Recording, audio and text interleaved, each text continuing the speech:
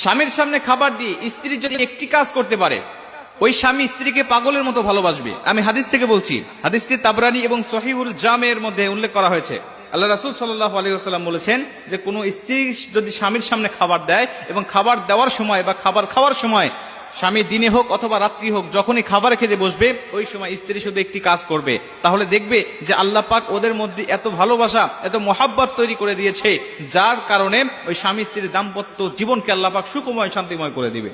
আজকে আমাদের অধিকাংশ সংসারগুলো অশান্তির বেড়াজাল এমন ভাবে ঘেরাও করে রেখেছে যেন শান্তির মুখ দেখতে পাচ্ছে না তারা।